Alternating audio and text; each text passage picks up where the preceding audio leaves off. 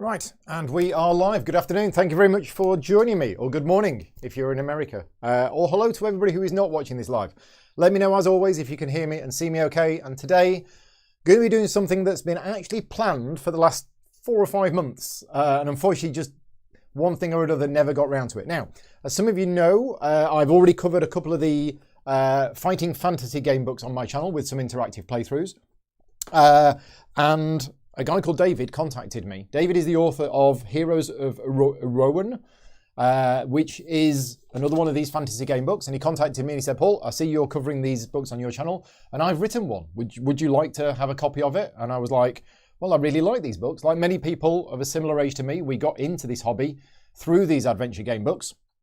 So I said, yeah, and would it be okay to do a giveaway? And he said, absolutely. So this is not a sponsored video, but David has basically said that he will give an extra copy of this game away. So if you are interested in entering the contest to win a copy of this game, you need to click on a link, which I'm going to put in the chat. No, it's not that. Okay, bear with us a minute. I had the link and then I've accidentally copied a different link. It's this one. Right, I'm going to put a link in the chat now. You are not going to have all of the answers to be able to enter this contest right now, because the answers to this contest will be during this video. Okay, but there's the link. The link is in the chat right now, so you can click on the link and have that up on screen, and you can enter it along the way. So there will be a few questions on there, obviously your name, your email address, so that I can contact you if you win.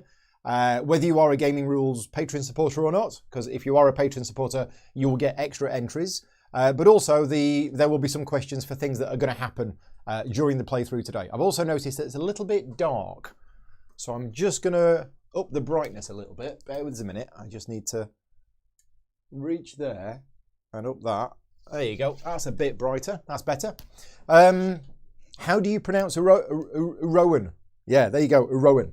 Now, there is some pre-reading that I've done with this book. I've read the rules of the game, but I will say that before we start, that this is actually set. There's a series of actual novels which has been written by David, and this actually takes place between the second and third novels. Now, where is this? I did read this. I read it today. I read it this morning, and now I've forgotten where it is. But I will say, I think David's going to be in the chat as well. I think David said he was going to be in the chat. I definitely read it somewhere. Where did I read it? Maybe it's at the start. Anyway, there's a series of 3 novels, which are fantasy novels set in this world. And here you go. Right, there's a trilogy of novels called The Manuscripts of Nethal, a series of novels by David Velasco.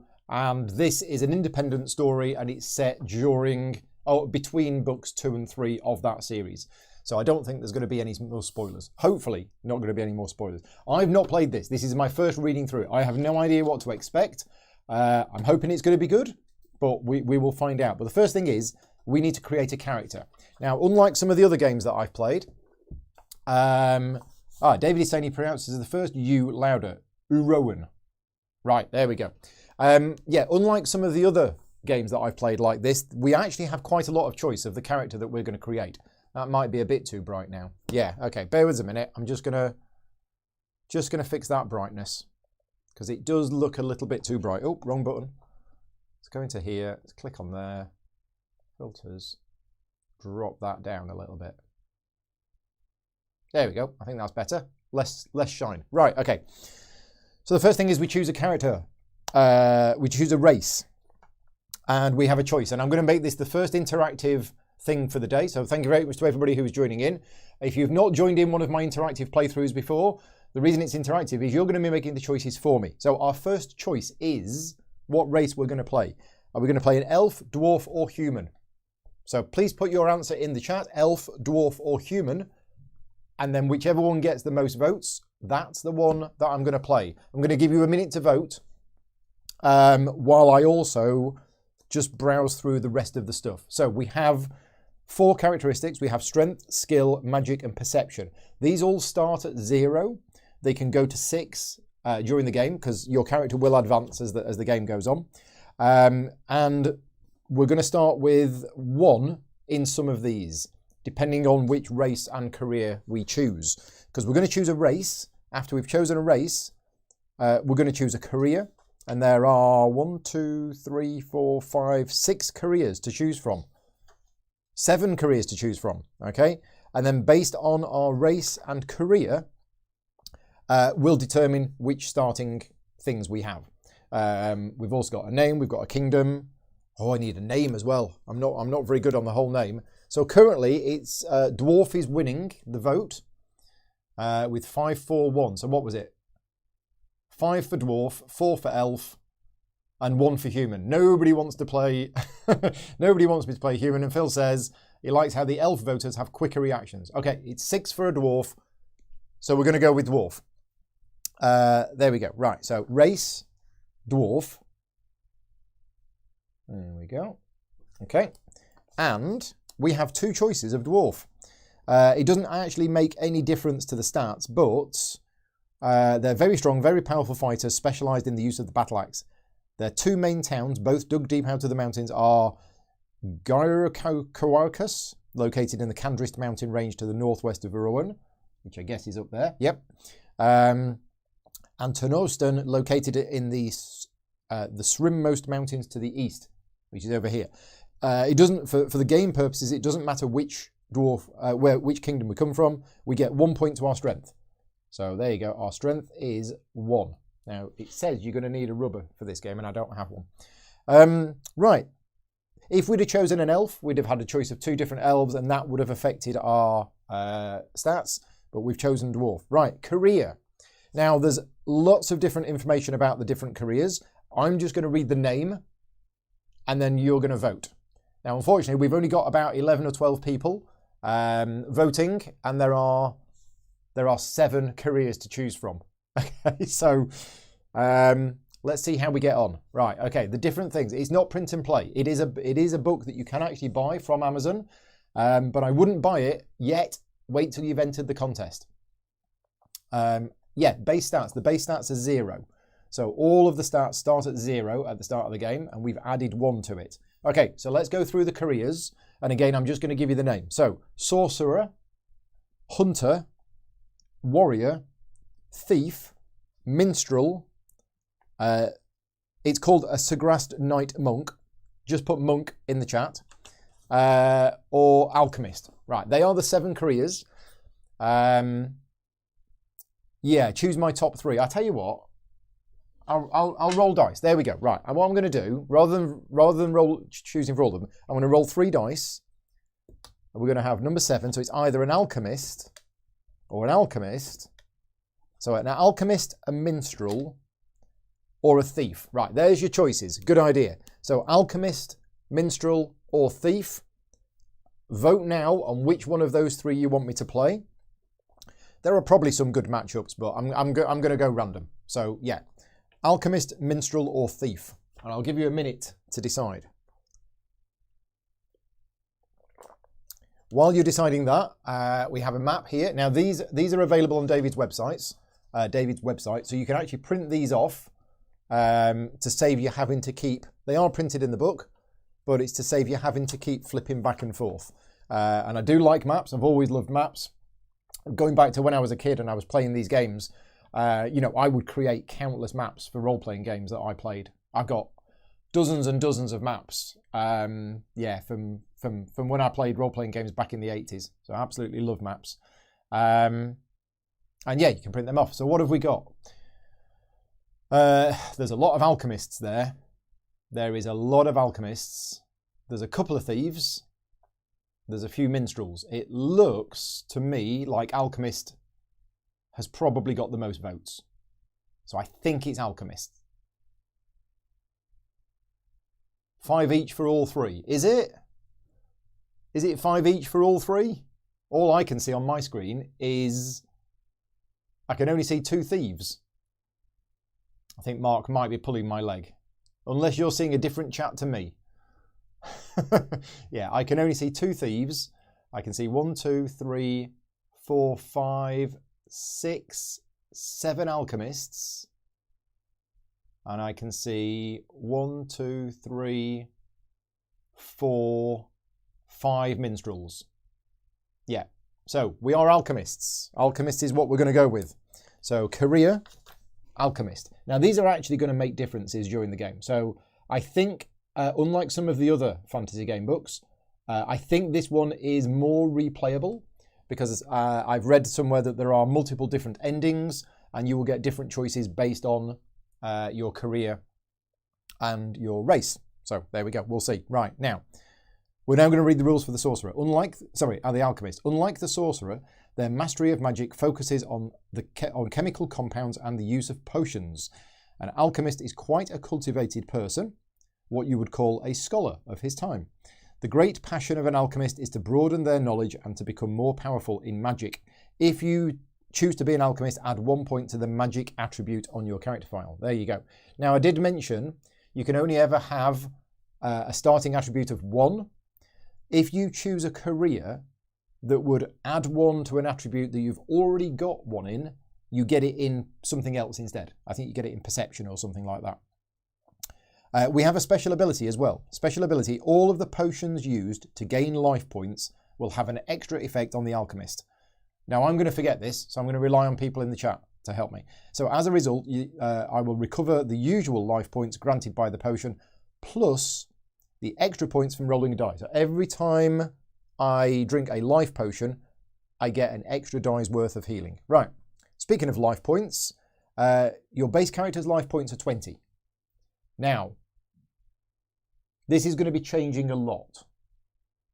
Maybe I'll get a D20 for this. I'm going to put 20 for now, but if Vicky's listening to this downstairs, which I think she is, hopefully she'll go and get me a D20, because your life points reset to 20 at the end of every combat. So we're going to be changing this quite a lot. It can also go up. Right, power points. Powers of concentration and control over magical enemies. Alchemists have 2 power points. So that's going to go on here. Okay. And then we have experience points that we will get during our adventures. We also have boxes here. We will tick these boxes. Every time we gain experience points, we also fill in these boxes because your experience points can be used to buy extra skills. We have a D20. Thank you very much. So there you go.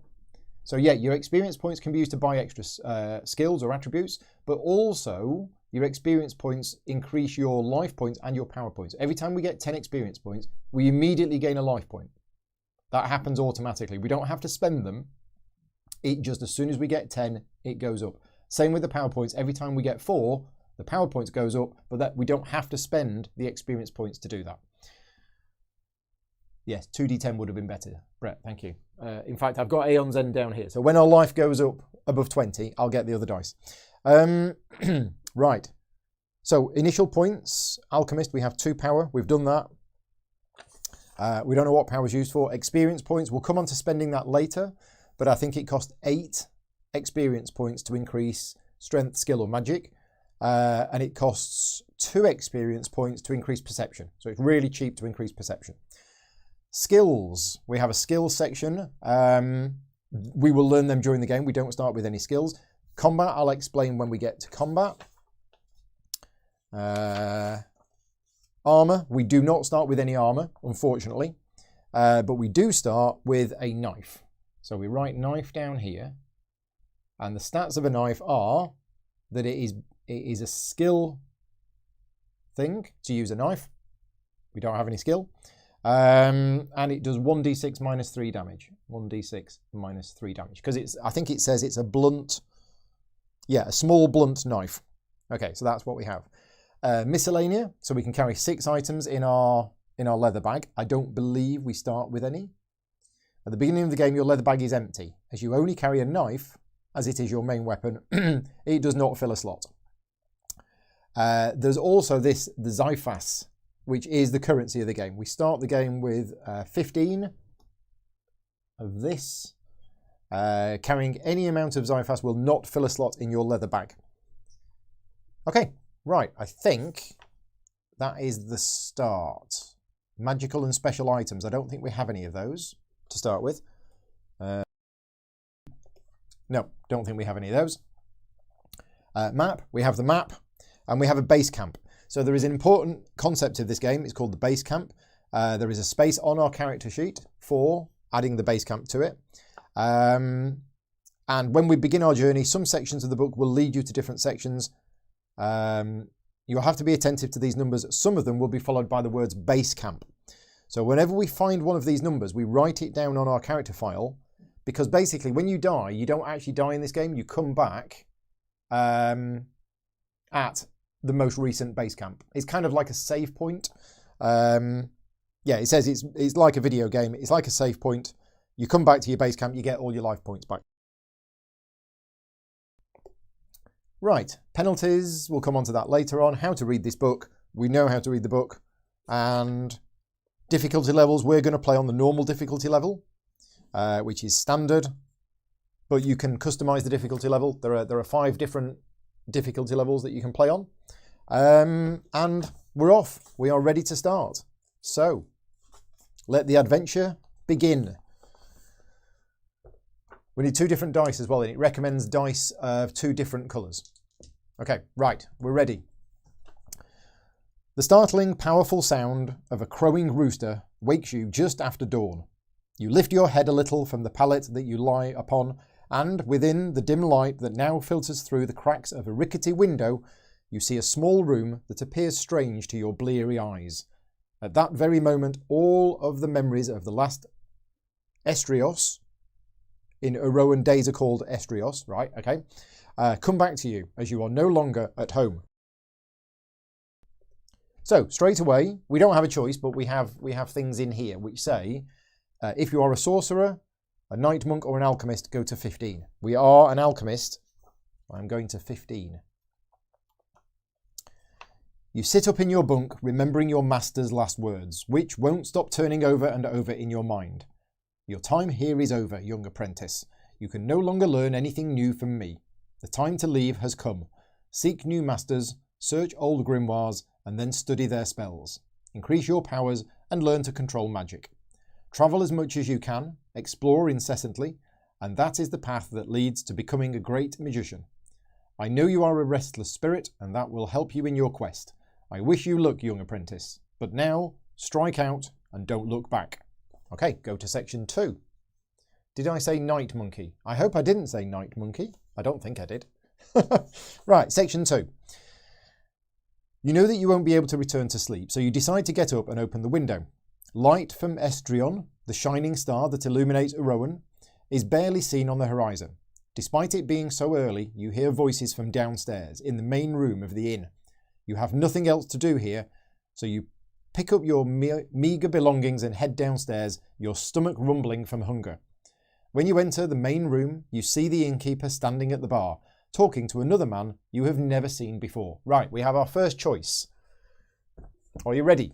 We have 2 choices. We can either approach, or if nothing holds you here, and leave the inn. So we can approach the 2 people talking. If you want me to do that, put the word approach, or we can leave. If you want me to do that, put the word leave. And these playthroughs are great because whenever we get to a choice like this, I have a break and I have a drink.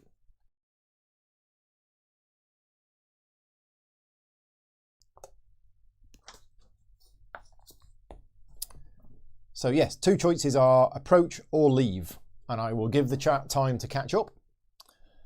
I'll say hello to a few people. So Rick's here, Monica's here, James is here, Kenneth's here, Peter's here.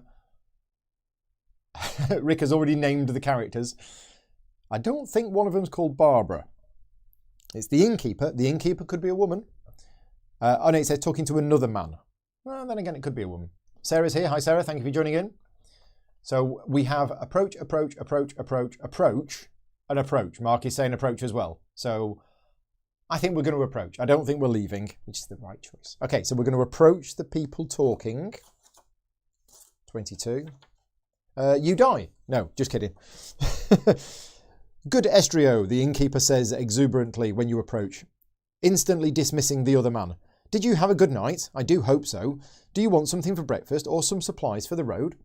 Okay, if you want, you can buy one of the following foods.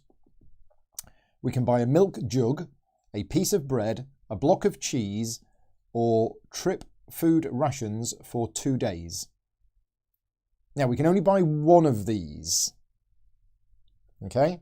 So we can buy a milk jug for one, a piece of bread for one, a block of cheese for one, or trip food rations for 2 days, which costs 5. Now, it says here, note, in order to bring some realism to the game and provide a suitable background, it is highly recommended that you adequately supply your character by spending some Xiphas on food. For the purposes of the game, food will never fill slots in your leather bag. Write this fact down on your character file so that you don't forget it throughout the game. Okay, well, I think we should probably buy...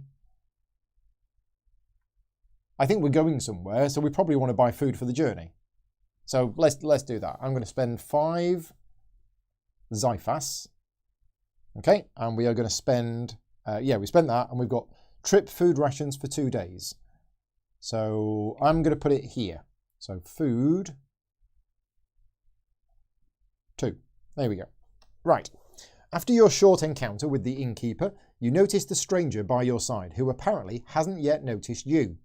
You can't think of anything else of interest to hold you here, so you resume your trip to the west, towards the Abyssal Sea and the city of Verinfes, where you have decided to start your quest. Okay, so let's have a look at the map. I don't actually know where we are. It hasn't said where we are. But it said that we're going to resume our trip to the west towards the Abyssal Sea, which is here, and the city of Verinfes, which is here. So yeah, I don't quite know where we are. Did it say where we are? I don't know if it said where we are. But we're clearly somewhere here because we're going west. Yeah, let me know in the chat if I've missed where it says we start. Was there something I was supposed to have written down under base camp? Don't think there was.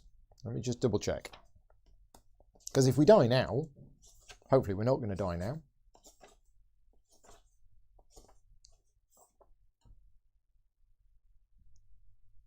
Yeah, no. Okay, I didn't see anything that said base camp. So, 28 is where we're going next. You resume your trip, quickly leaving the inn behind, a cool breeze following you through this forlorn environment. You are, after all, in the vicinity of the Isquion River. Right, okay. So the Isquion River was somewhere along here. Did it say Bearwald? I don't know. Anyway, we're somewhere in the vicinity of this river, which assists many trees and bushes to grow lushly. So the many greens of copious varieties of plants is the prevailing colour here. You walk silently, lost in your own thoughts, listening to the sound of a nearby bird. But then a loud crack makes you turn your head to the left, where you see the stranger from the inn coming out of the thicket. "Give me all your belongings. Hurry up. Don't make me say it twice," he says, clearly nervous. The man appears to be unarmed, and he doesn't look like a very fierce or powerful enemy. Actually, he's a rather skinny individual and quite unconfident, judging by his visible lip tremors. Right, we have a choice. So we can either avoid the robbery by talking to him. If you want me to do that, say avoid in the chat. Or if you think this wretch deserves to be punished, you grasp your knife and determinedly face him. If you want me to do that, put the word knife. So first choice is avoid. Second choice is knife. They are the two choices. James is saying I should do audiobooks. Interestingly enough, a side story just while you're voting. After starting to do these audiobooks last year, I actually quite liked reading through them and, you know, putting on the voices and everything else. Not very good at voices. And I actually recorded chapter 1 of a fantasy novel that I've got. And because I thought, wait a minute, you know, not to make money out of it, but this might be just something that I want to do. And I actually found it very difficult and very stressful. And it took me about 2 hours to record chapter 1 because I had to keep stopping, redoing it, saying it again, and then editing it down. And I decided at that point, it not only was it not worthwhile, but whilst I think I have an okay voice for audiobooks, I don't think I have a great voice for audiobooks. So anyway, what choices have we got? We've got knife, knife, knife, avoid, knife, then loads of avoid. Okay, so most people are saying avoid wins it. Frederick is here as well. Hi, Frederick. Thank you for joining in. Brett and Chris are here, I know. Right, we're going to try talking to him to avoid it. I don't want to hurt you, you shout loudly to be clearly heard. Furthermore, I'm not carrying anything valuable. You liar, he answers, enraged. I saw you at the inn. Sure, you're not carrying some Xiphus. Give them to me. Oh, sorry. Sure, you're not carrying some Xiphus. Give them to me. The strange bandit's nervousness increases rapidly and almost seems to be out of control. I repeat, I don't want any trouble, you insist again. Let me be on my way. You'll go when I say so. Give me what you're carrying first. Oh, wow, this didn't work, did it?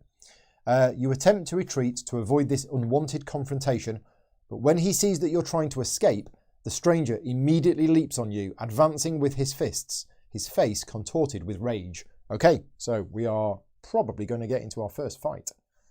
Yes.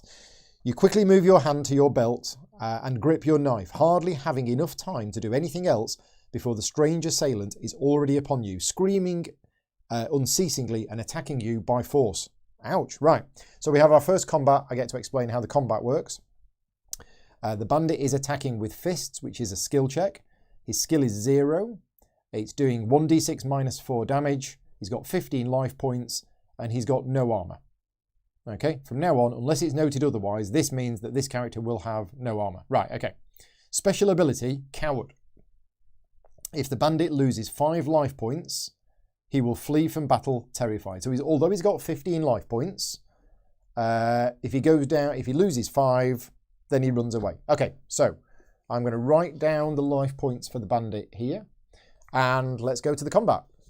So the way that combat works is, and this is why we have 2 different coloured dice, combat is resolved in a series of rounds. Each round has 2 phases. The first phase is the opposed attack roll. What we do is we roll the 2 dice. We're going to identify one of them as us, so I'm going to use the gaming rules dice for me. You take one of the following attributes as a base, either strength, skill or magic, which depends on the weapon you're using. So if I'm using the knife, it's skill.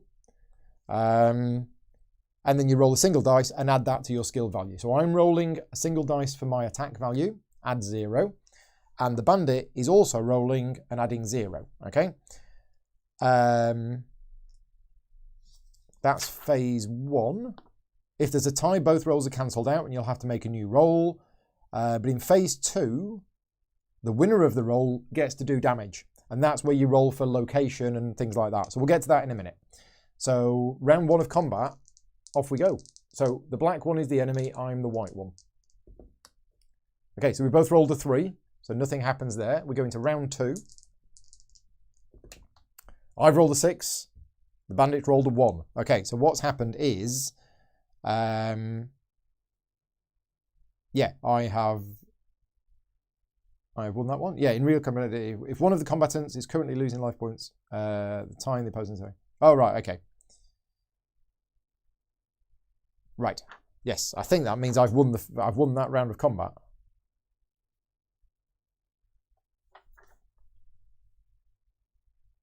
Yeah, so we get to do a damage roll. So in a damage roll, what you do is the winner of phase 1 makes the rolls.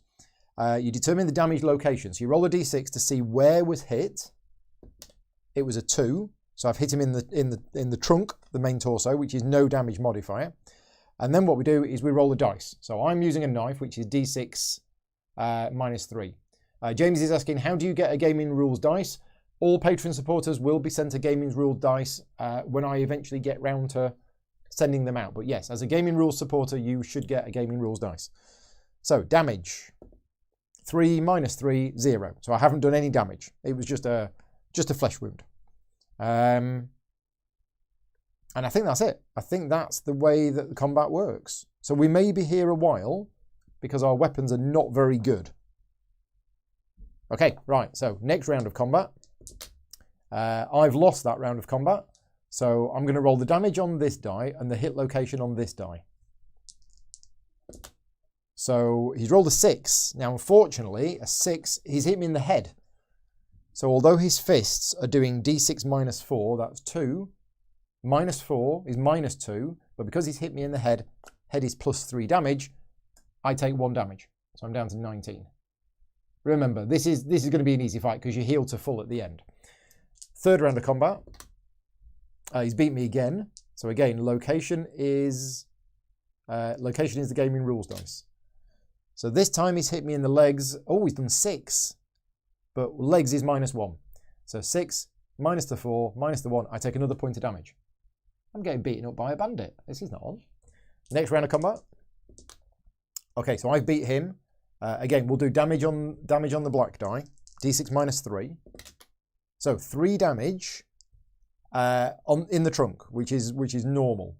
I think that probably should say torso rather than trunk. I don't know. I call it a torso. So I've done 3 damage. He's down to 12.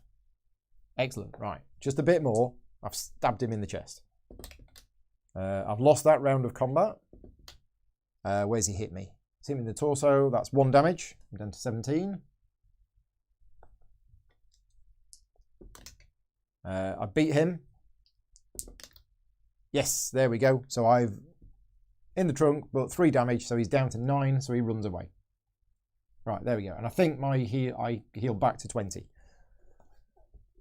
Does seem a bit odd that you heal back to 20 after every fight. But anyway, that's the rules. So if you succeed in making the bandit flee, go to 18.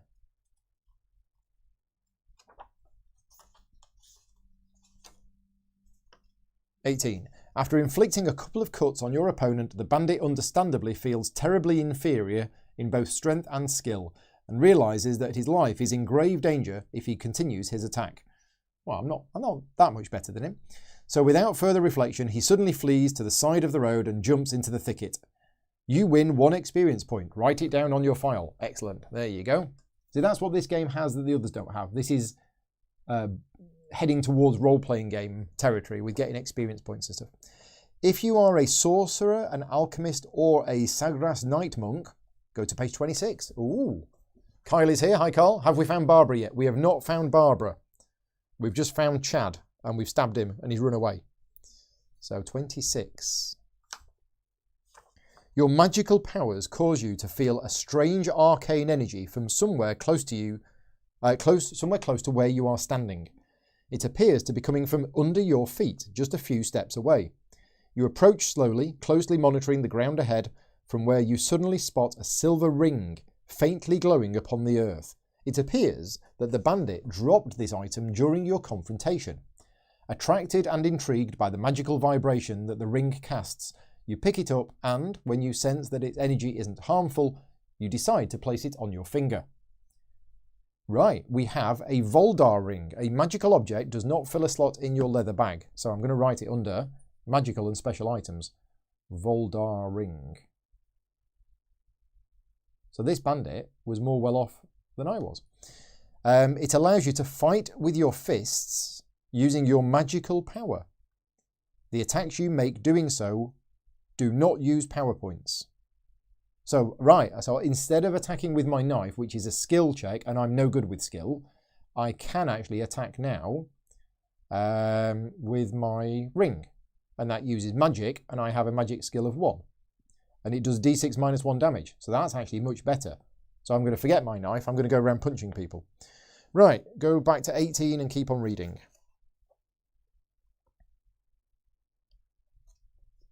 Right, so keep on reading. Right, okay, we have another choice. Yes, a Beach Boys ring, good vibrations. Very good. Okay, so we have a choice. We can either chase the stranger into the thicket. If you want me to do that, put the word chase. Or, if you would prefer to forget about him and resume following the road. If you want me to do that, put the word road. So the 2 options are chase or road. And we have a nice silver ring. So it's clear to me so far, and I said this at the start, that this book is set in the world where there is a series of novels. And that is apparent straight away from just reading the flavour here, that this is based in an actual world where there are other books set. Because there's more in there than I would normally expect for a game of this type. Right, what have we got? We have 6-5 or 7-5 for the road. David is telling us to chase him, and he wrote the book. Oh, I think that's balanced it out a little bit. It was 7-6 for the road. Is it still 7-6 for the road? It's 7 each. Monica has pizza. How is that relevant? Are you inviting us over for pizza? Okay, well, Jonathan has the casting vote. It was 7 each, and Jonathan has said chase. So we're going to chase him. We're going to chase him into the thicket. Come back. Right, page 3, or section 3. You chase after the bandit and almost without realising it, find yourself amid a dense area of greenery. Trees stand all around you, hiding Estrian's light with their many leaves. You continue to inch forward, attempting to track your enemy. You inspect the ground, but there are no visible footsteps, no broken branches in the bushes, nothing. Your attacker seems to have vanished without a trace. At that very moment, you hear a distant crack. Roll a dice for perception with a difficulty of 6. So basically, the way that you do that is you roll a d6, you add on your perception, and we need to get 6. Yeah, so that's not going to happen, is it? We need to roll a 6, basically. No, we didn't roll a 6. So if the total obtained is 6 or more, you have succeeded. If you have failed, go to 10. All right, we're going to 10. You try to sharpen your senses to locate the origin of this sound, but you remain unsure of its source. You finally decide to make your way towards what you think is north, where you thought you saw a clearing in the thicket. You move very slowly, trying to make as little noise as possible, but your heavy steps seem to have betrayed you. As, with your heart racing, you feel somebody now touch your back. You feel somebody now touch your back. Right, okay, so this isn't good. Go to 5. Who are you? A voice suddenly asks, momentarily taking your breath away. When you turn and focus on the speaker, you see a very old woman with a pock-marked face. Barbara. We found Barbara. Her long white hair is tied up in a thick braid on the left side of her head, falling down upon her chest. This stranger's body is bent, leaning on a wooden staff a little taller than herself, and she is dressed entirely in black, with cloth covering her head, contrasting with her snow-white hair. Who are you, and what are you doing in my woods? The woman asks again. Without reason to hide the truth, you tell her your name and briefly describe the recent events that led you here. After hearing you out without interruption, the old lady, downhearted, seems to collapse, as she now leans her full weight on the staff. I sincerely regret what has happened to you, she says after taking a deep breath, and I apologise on behalf of my son, as he would likely be the one who attacked you. I just beg of you to forgive him, as he suffers a disease that has no cure. He has suffered hallucinations since he was a little child. He feels that someone's chasing him, so he attacks people, robs people, and he sees things that don't really exist. I have never separated from him because of this condition, but yesterday, I don't know how, I lost sight of him on the road, and I had to venture into the wilderness to find him. Please help me find him. If what you say is true, he must be seriously ill. He needs me. Okay, right. We have a choice. We can either help the old lady find her son. If you want to do that, put the word help in the chat. Or if you think that it is better to forget about this issue and head back to the road. So if you want me to do that, put the word head back. 2 words. Right, so we can either help the old lady find her son or head back to the road. Doc is in the chat. He's late. Screwing back to the beginning and watching it at 1.5. Link to the giveaway. Yes, I will put the link to the giveaway in the chat again now. There is the link to the giveaway.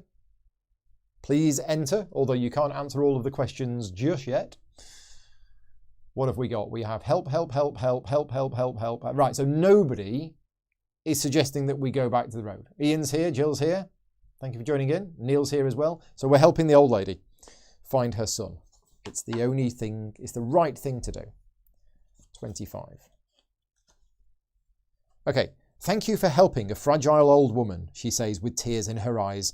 May Sagrast bless you. Do you have any clue as to where your son may be, you ask, pointing towards the forest's thick blanket of vegetation. I couldn't follow his tracks. Unfortunately, I also lost his trail, but have been following a small trail of blood for a while. I have also seen footprints. I think wolf footprints. I do hope that I am wrong, although I fear the worst. Everything suggests that my son is injured and that wolves are stalking him. We have to hurry. Come, let's follow the track. Without speaking further, the woman sets off with her gaze focused on the surrounding vegetation. She stops suddenly, moving her hand to a great green leaf where you can see a couple of blood drops. We're on the right track. Let's hurry, she says, resuming the trail. You walk for a long while and suddenly, after traversing a slope, you hear a distant yell. Sagrast, it's my son, and he needs help. You focus your gaze on a distant thicket where you now see the strange bandit who attacked you earlier. He's being attacked by 3 massive black wolves. Take this, shouts the old lady, her hand unexpectedly holding a sword. You're going to need it. You immediately grasp the offered weapon, deeply puzzled as to how she concealed it, but knowing that this is not the best moment to think further about it. You quickly follow her, as the old woman is already running toward the wolves at an unnatural pace for her age. Write down the following details on your character file. So we have a sword. Okay, sword. Okay, it's one-handed. It's skill or strength. Now we have a strength of 1 because we're a dwarf, and it does d6 damage. So that's what we want to use rather than our fists. After a short but frantic run, you arrive at a small clearing where her son is lying on bloodied ground. You see that his clothes are stained with blood, his arm injured. Nevertheless, he is adequately defending himself from the ground with a long branch, which he is handling with ease.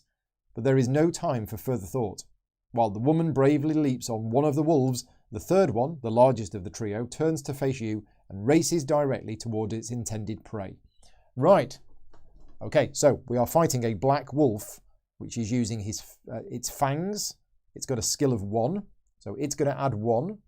It's doing d6 minus 1 damage.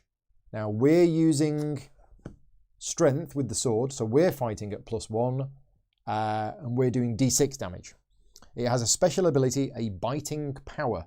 If the wolf rolls a 6 when dealing damage, it has achieved a perfect bite with its powerful jaws, and it gets +2 damage. Right.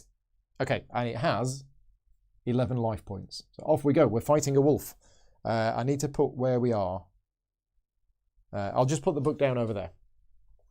There we go. Right, so off we go. So we're both fighting at +1. So it's just a straight roll to see who wins each round of combat. Right, off we go then.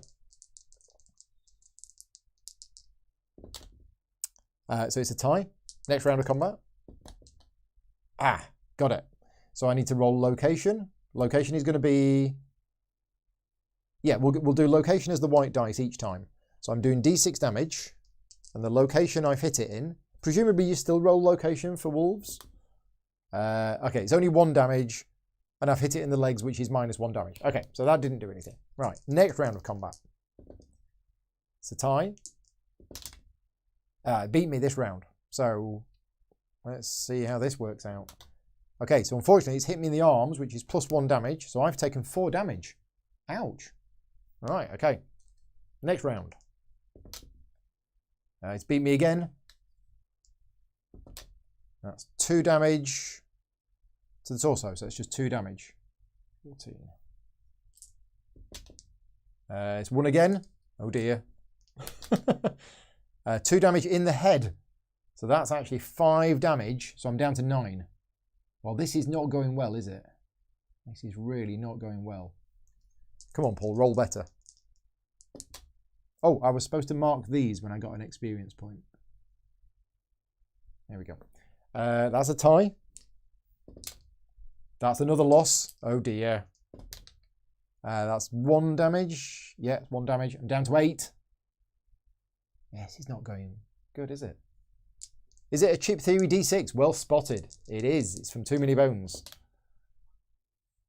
So we can blame them. If I die, it's all Chip Theory Games' fault. Oh, it's 1 again. 2 more damage. I'm down to 6. I can't die at the start. This would be bad. That's 2 4s again. I just can't seem to win. 2 3s. This is crazy. Yeah, it's 1 again. Right, okay. I need to get these dice seen too. So it's hit me for 4 damage. So I'm down to 2 health. I've lost 18 health fighting a wolf. Okay. Run away. Yeah, I can't run away. Can't run away. Okay, again, tied. Yeah, the odds of this is crazy. Oh yeah, finally won a round of combat. The first round of combat that I've actually won. How much damage have I dealt? That's the question. 3. So the wolf's down to 8. Yeah, we need an absolute miracle now to succeed on this. Oh, I've won. Round of combat.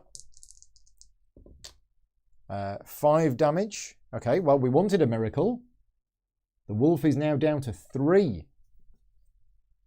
So, here we go. 6, 6. 3, 1. Damage of the black dice. Oh, it's only 1. The wolf's down to 2. We're both down to 2. 5, 3. No fudging of dice rolls here. Oh, that's just insane. I've dealt another 1 damage. This is going to the absolute wire. Ah, this is really unlucky. Oops. It's 4, 4. Oh, he's got me. 2, 1. Damage. He's dealt me 1 damage. I'm not fudging this. I'm not even making this up. He's dealt me 1 damage. I'm on 1. So we're both on 1 health. Wow. Right, he's got me this time. 5, 4. After all that. Yeah. Wow, I thought I was going to pull that back then. But that's crazy. Crazy dice. So if the wolf knocks you out, we're going to play it properly. We're not going to cheat. No keeping fingers in pages. And I don't think the wolf ever rolled 6, so it never actually got to use its special biting power. So yeah, if the wolf knocks you out, go to 14. The battle was closely fought, but you lacked the skill required for such an intimidating opponent. You win 1 experience point. Write this down on your file. So we've got 2 experience points, but we put another dot in there and another dot in there. Your wounds are very serious. So although you can repeat the fight at section 25, you restart with 17 life points instead of 20. But once you defeat your enemy, you get 20 life points back. Okay.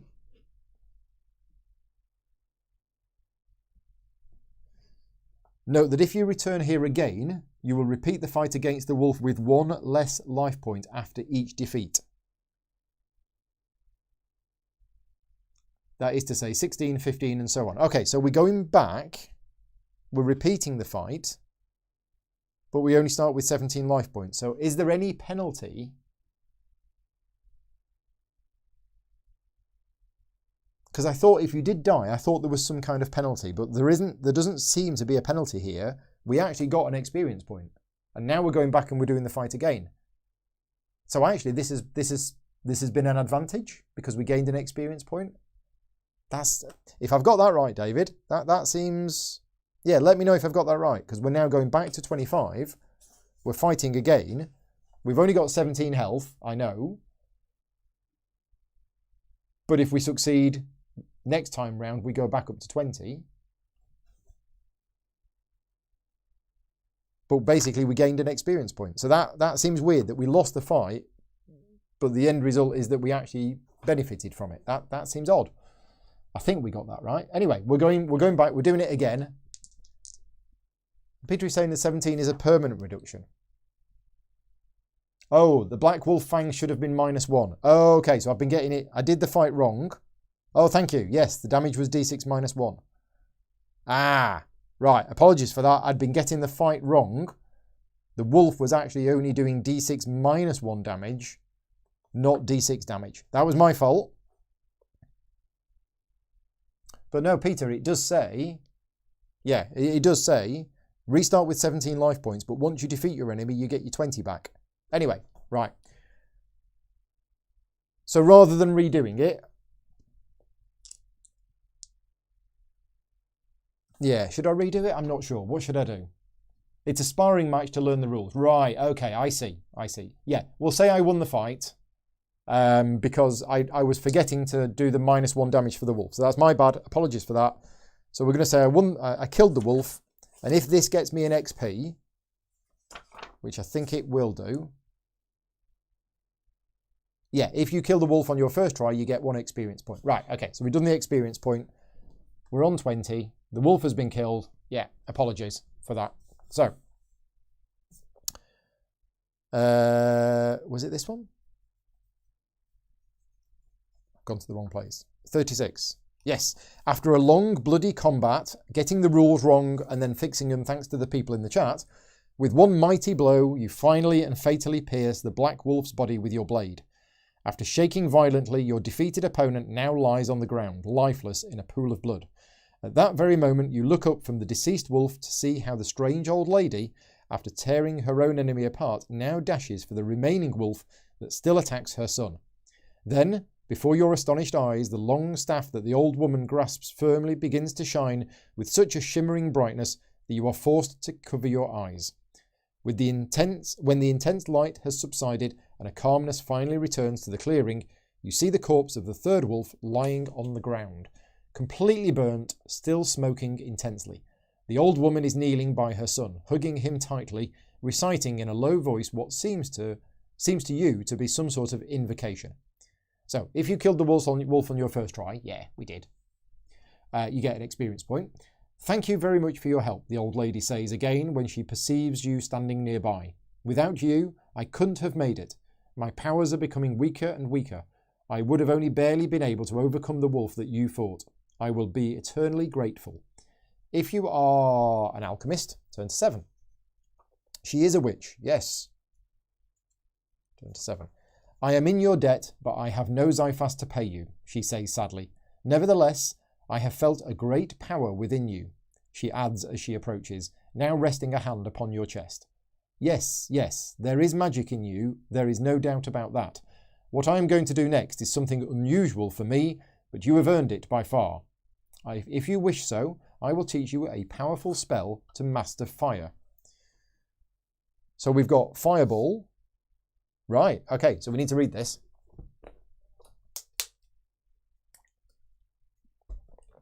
Fireball. Power points. Power points needed to cast it 2. We have 2 power points. Effect. After casting the spell, a fireball rises from the palm of your left hand and shoots out at the enemy. Directions for use. Shake well. Don't use indoors. In order to cast this spell correctly, you have to win an opposed attack roll, making this with your character's magic skill, and thereupon you have to spend the needed PP. Okay. Damage is 1d6 plus 5. This spell also has a dice roll for the location of damage to determine where the fireball hits. Notice neither a magic object nor magic weapon is needed to cast the spell. You must roll the dice on the mag of the character on their arcane energy. Write down this basic data of the fireball on your character file in the skills box on the back of the page or on another sheet of paper. Together with the name of the spell, you can also write down the number of this section, so you can come back here. It's a good idea. So we're writing this down in the skills section. So it's Fireball.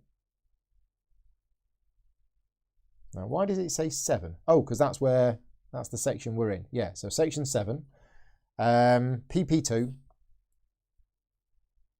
We have to win, and it's D6 plus 5. Okay. After your meeting with the old lady, who insistently checks that you have learnt the spell correctly before letting you go, you head back to the road to resume the journey you started on after leaving the inn. Right, okay. Cannot be used to play sports on the disclaimer. Yes. 32. Off we go then. So all of that was a side thing. Base camp. Write this number down on your character file. So our base camp is 32. So if we die, that's where we're going to come back to. Right, okay. It is 5 to 2. We are going to be playing today until probably 3 o'clock. I'm going to be stopping at 3 o'clock. We're not going to be playing the whole book today. This was just basically a sort of, not really a teaser, but just to give you an idea of what the book is. But obviously I like playing through them as well. But as you can see, I've not played through this before myself. Right, 32. You resume making your way to Verinfes, the city you expect to reach sometime soon. It is there. You are looking forward to discovering all that this wonderful city has to offer. People say that you can find almost anything in its great market, as hundreds of merchants come and go following the trading routes of Urowen, covering the whole of the mainland.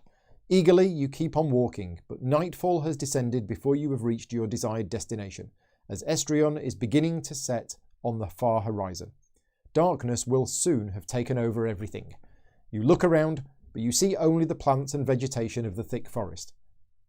It appears that you will have to spend the night in the open air, so you decide to head into the thicket where you will be more secure to look for a place to rest. Roll a dice for perception with a difficulty of 4. No, I'm unobservant. So if you find a value 4 or higher, no, go to 13. It's also interesting that unlike a lot of the other books that I've played where you are literally bouncing around to page 350, then back to 12, this one seems to be staying to the low numbers. You know, we haven't gone above 36 yet, so I guess we go through it gradually. 13. You walk through a woodland full of ferns. Their twisted trunks are very thick, and the gnarled shapes are fully covered with moss, lichens, and an endless number of different climbing plants, many of them full of thorns. You quickly realise that it's going to be very difficult to find a suitable place to spend the night. These thoughts occupy your mind when someone at your back suddenly speaks. Stop! Who are you? You don't look like a bandit. Go to 19. Excuse me, sir, I didn't mean to bother you, you say in a calm voice. I am just a lone traveller looking for a safe place to spend the night. The stranger then, surprised, looks at you curiously, as if he is trying to discover whether you are telling the truth. You take these moments to further study his appearance, as it powerfully draws your attention. He's a man getting on in Liznars, which are the years, with a respectable face and a poorly trimmed beard. Despite his dishevelled appearance, he's wearing an opulent uniform of the Fitzgar Guard. You recognise the uniform because of the emblem on his leather cuirass, the golden key, the emblem of the kingdom. To complete his outfit, he's wearing a thick, sturdy coat, riding boots, and a trimmed silver helmet. He's also carrying a sword in its sheath and a knife on the opposite side of his waist. Where are you headed, traveller? He asks as his hand moves to the grip of his sword. Verinfes is my destination, you quickly answer. In that case, we walk down the same path. But tell me, what is your name and what are you doing in these lands? I don't actually have a name yet. After telling him a little of your history and the reason for your journey, the stranger seems to relax and decides to tell you his story. My name is Lormod, and I come from the distant city of Fitzgar. Where's that? I do want to know where these places are. Is it on there? There, Fitzgar, found it. Carrying an important message that I must deliver as soon as possible in Verinfes. The war intensifies toward the north. After a short pause, he resumes his story, thoughtful and with his gaze lost within the thicket.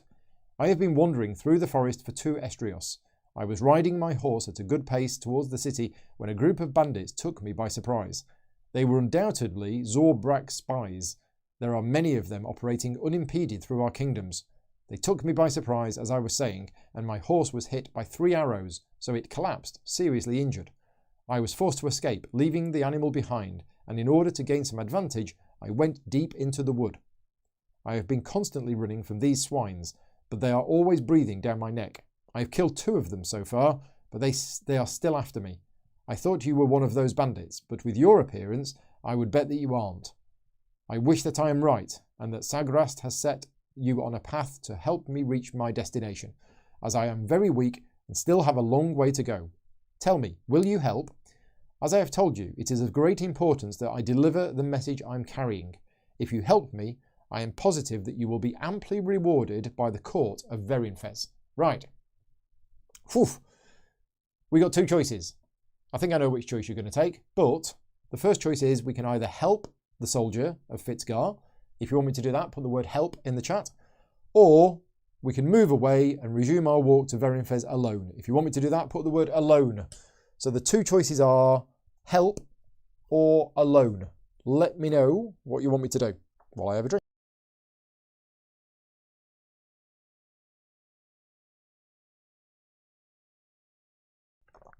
Yes, and my name is Night Monkey.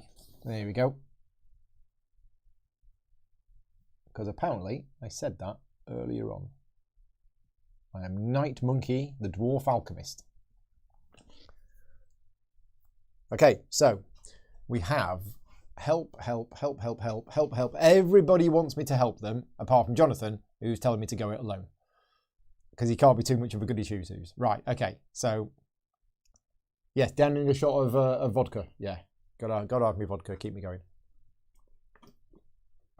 It's not vodka, it's water, just in case there's any children watching. Right, we are going to help the soldier. Page 4. Yes, we want the reward. It might be a pack of Jaffa cakes. Because I've heard that they have Jaffa cakes in Verinfes. Yeah. Thank you for your help. You have chosen wisely, as this war in which we are currently engaged becomes increasingly complicated every estrio, and is about to extend to other regions of Urowen. Zorbrak's followers spread like a plague, and we are too few to face them. But I have gone on far too long, and darkness is coming. Come, let's get this place ready for the night. Lormod immediately resumes his digging, helped by a thick branch, as he aims to light a small fire hidden from direct view of any passing enemies. You decide to help him, and working together you set the fire in short time at the bottom of a big hole surrounded by a low wall of rocks. By this time, night has fully descended upon Urowen lands, and you decide to share your food with him, while you continue talking animatedly of the facts that have led you here. The woods seem to be in a state of total calm. So tired as you are, you decide that the moment has come to sleep for a while. However, you do not do so without setting a lookout rotation, as according to Lormod, it is very likely that bandits are near. After having seen the exhausted face of your companion, you volunteer to take the first shift and are soon surrounded by a terrible silence, broken only by weak crackles in the small bonfire, essentially to keep yourselves warm during the cold night. Essential to keep yourselves warm during the cold night.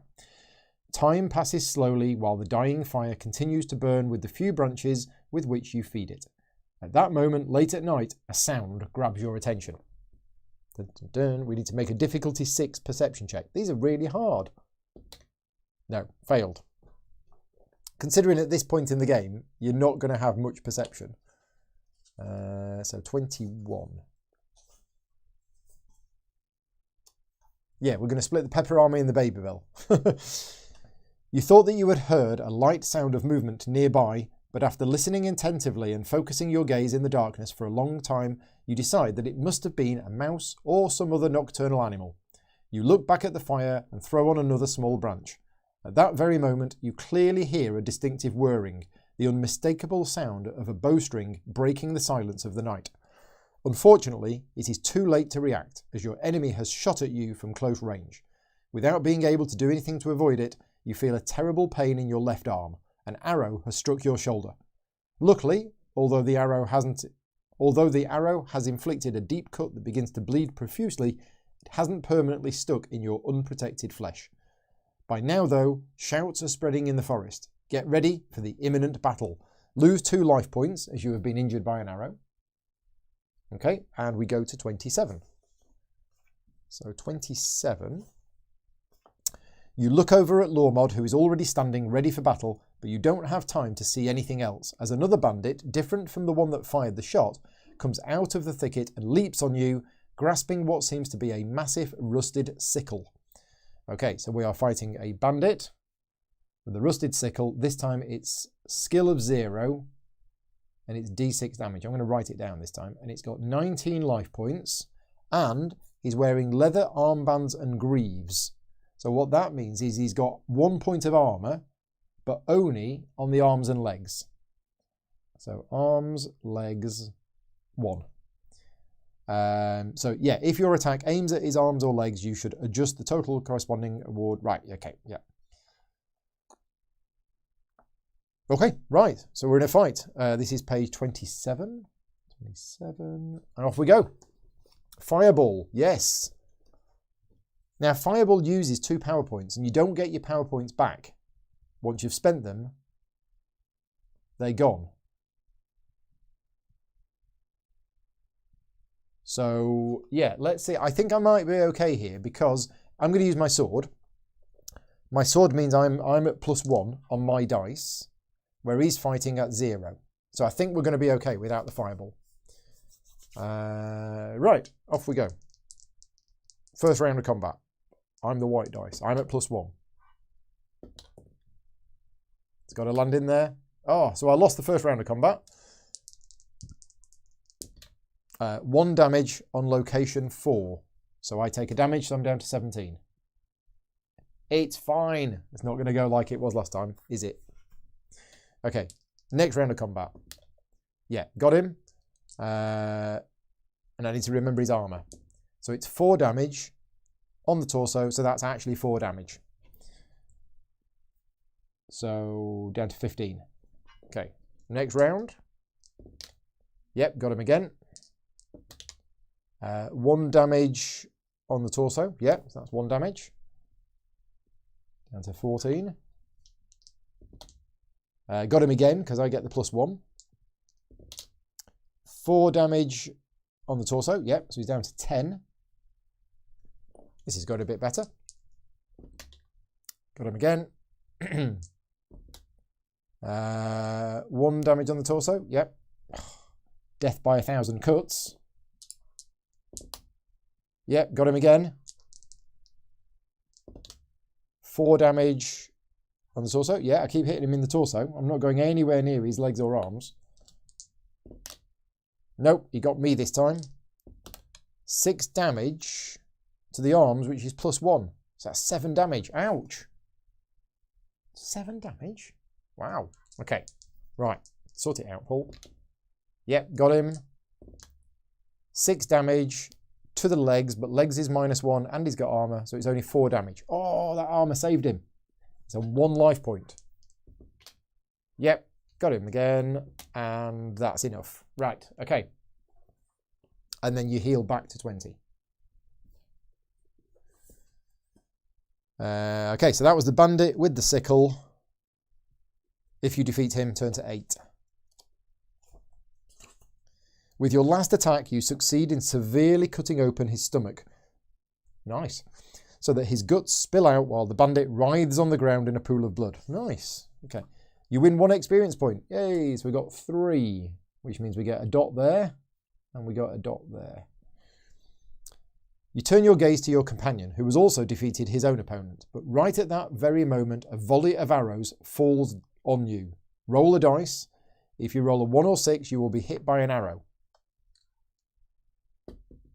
I rolled a 2. You have regained your 20 life points, but you will take away 2 if you've been hit by the arrow. Okay, we're okay. Another bandit comes out of the woods and immediately attacks with his sword. Get ready to fight, because this enemy seems much fiercer than those previous. Right, okay. So this one, this has got a skill of 1. So the same as me, and it's doing d6 damage. So that's the same as me. Yeah, so I've got a skill of 1 and I'm doing d6 damage. This has got a skill of 1 and doing d6 damage. We've all got a skill of 1 and doing d6 damage. That's a Tim Vine reference. But he's got chest armor.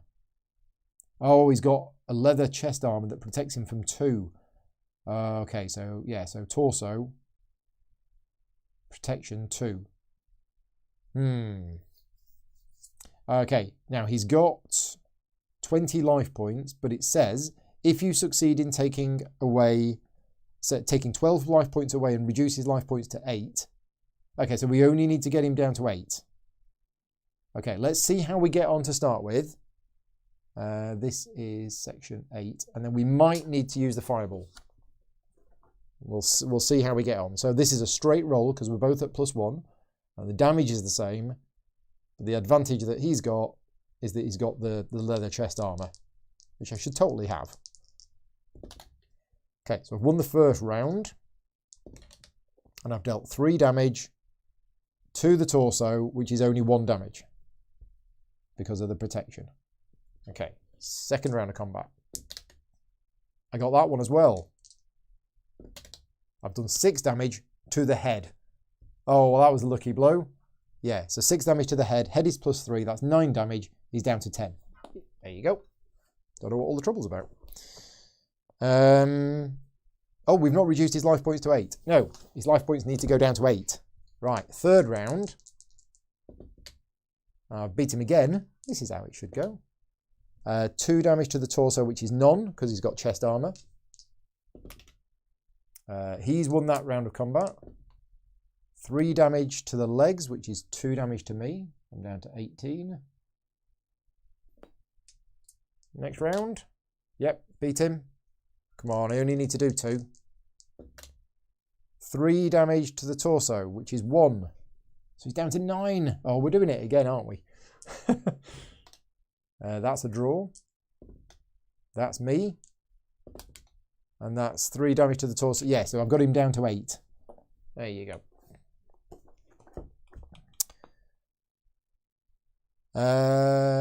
Right. Yeah, so if you succeed in taking 12 life points away, go to 23. 23. After your last attack, your enemy staggers and takes a step back, seriously injured. But something you hadn't expected happens just then, as your companion, Lormod, who has killed another bandit, launches a devastating attack on your enemy's back, striking him on the neck. In less than a second, your enemy's head is cleanly chopped off and now rolls towards you. "Hurry," says Lormod, trying to put out the fire with his feet. "We don't have much time to waste," he adds. Before fleeing, you crouch by your enemy's corpse and tear off a small leather bag that was hanging from his belt. Covered by the shadows of the night, you run desperately through the forest. Shouts are heard, and when you turn your head and to check behind you, you clearly see the flickering light of several torches coming towards you. You shadow Lormod in complete silence. He moves skillfully in the thicket like an expert scout. You keep on moving like this for a long time, gaining a significant advantage over your pursuers. Then you reach a sharp, dangerous slope, but it is apparently the only way forward. That's why you don't hesitate to follow the soldier of Fitzgar, who has already started the descent. Fortunately for you, the small ravine is not as treacherous as it seemed in the darkness, as it had many rocks and trees you could grab onto. As a result, both of you arrive at your destination safely, and you finally have a few moments to catch your breath. You now examine what's inside the bag taken from the bandit, and are pleasantly surprised when you discover 30 Zyphas. If you are a thief, you will get 20 more Zyphas, as you also searched one of his pockets. But there is no time for anything else, as Lormod is extremely worried and nervous, believing that it's best to resume your journey to Verimfast without waiting for dawn to arrive. So I guess we get 30 Zyphas. Yeah, so we're up to 40. Okay, and we have another choice. We can stick with him. If you want me to do that, put the word stick. Or, if we've had enough and think it's best to turn away from him and allegedly from danger, so not stick. So the two options are stick or turn away. Yeah, they are the two options. So let me know what you want me to do. Do we want to stick with him, or have we decided that we've had enough and we're going to turn away from him? All right, I think most people are going to say stick, but, you know, I'll leave it to you.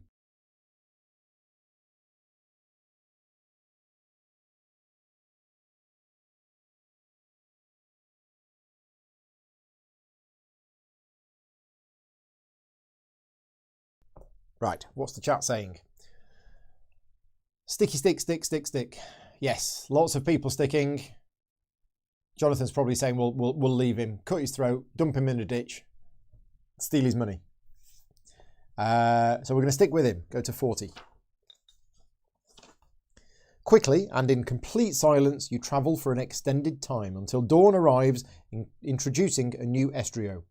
You are exhausted, but you keep on walking and walking without stopping to rest, as the city must be very close. Nothing seems to stand in your way now, as there is no trace of the bandits that attacked you. Then, when your hope is rising, you see that Lormod, who walks by your left side, suddenly collapses amid the branches of a great bush. Okay, you win 1 experience point for standing firm, for sticking to your word, and for not leaving a companion on his own. Right, so we've gained our 4th experience point. Now what that means is we get our 4th dot in the PowerPoint boxes, which means our PowerPoints has gone up to 3. Remember, that just happens normally. You don't have to spend any experience points. And then I'm going to cross those off. And we get a 4th box there as well. Okay, so 31. It's a little odd that we got the reward just after he collapsed. But 31. When you hurriedly move closer, you see that Lormod now lies on the ground. He can hardly breathe and responds with great difficulty. I won't get to Verinfes. Oh, don't know what's up there. What's wrong, you ask, extremely nervous at this news. I was injured in the side, he says as he moves his cloak to show an injury, apparently not too serious. I thought I could get ahead, but now I'm sure the weapon I was injured with was poisoned. Come on, we must go on. I will help you get to Verinfes. It's useless. Listen to me carefully, because I have no time left. He hastily searches through his clothes and produces a small, carefully folded parchment. You must go to Verinfes and deliver this. Ask for Braddock in the stronghold. He'll know what to do. But why would they listen to me? They wouldn't believe me. Don't worry about that.